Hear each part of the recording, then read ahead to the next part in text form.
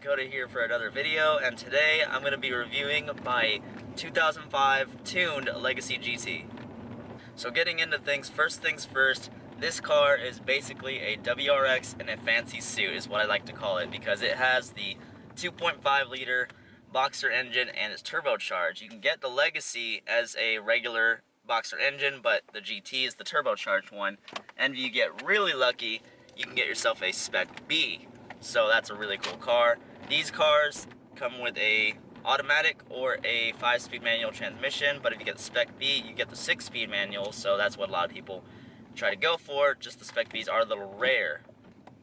So from the factory, these things come with about 265 horsepower, plus being the stage 1 tune from a Cobb V3 access port, it bumps it up just a little bit. But what the stage 1 tune really does for this car, I've noticed, is it sharpens everything up and it helps you feel more snappy and quick, because it doesn't really give you a power boost, but it tightens up the loose ends of the car, in my opinion. Plus, I have a drop-in filter, not a full intake, and you get a little bit more of those turbo noises, so that's what makes it all much more fun.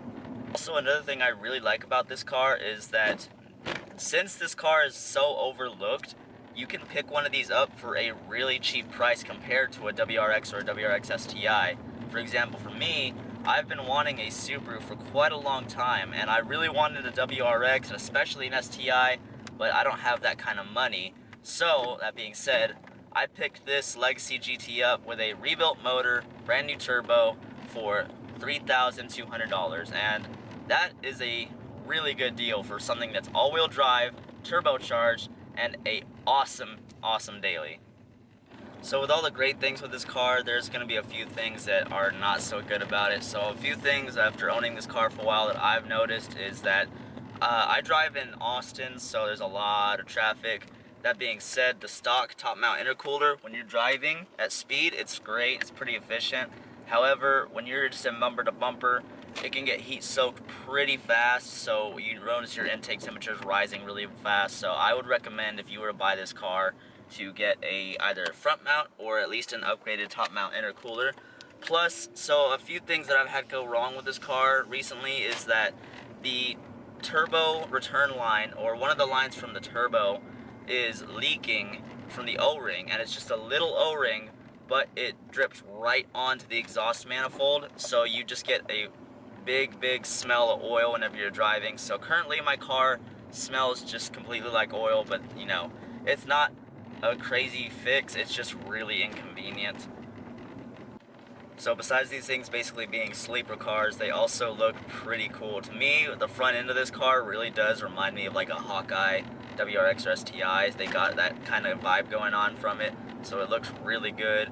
Plus, if you put some low ring springs or coilovers and some awesome wheels on this car, it makes it look so much better. Plus, if you do what I plan to do on it was some demon eyes, black out the headlights, you can make this thing look really mean for just a sedan that nobody thinks to modify. Okay, so now that I'm going onto this straightaway, this is going to be a second gear pull.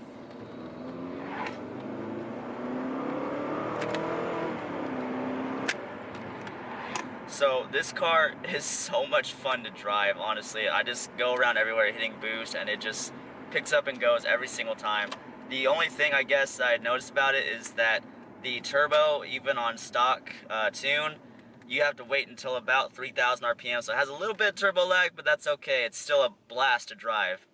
So another few cool features before we have to wrap up this review is going to be, so when I bought this car, even if you don't want a performance-oriented car, just the value for money on this thing is pretty good. Like I said, about $3,000 or so.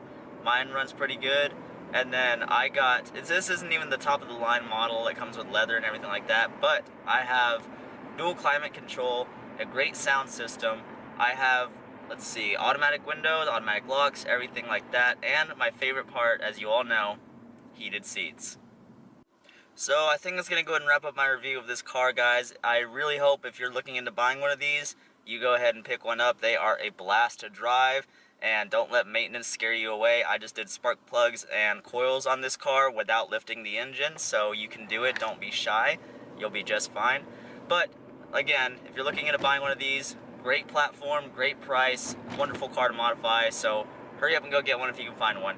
That being said, thank you all so much for watching. I love making these videos for you guys, and if you would like to help me out too by hitting like and subscribe, it would mean so much to me. I'm trying to hit that goal of 1,000 subscribers by the end of the month, so if you could help us out there, that'd mean a lot to me. I'll see you all next week.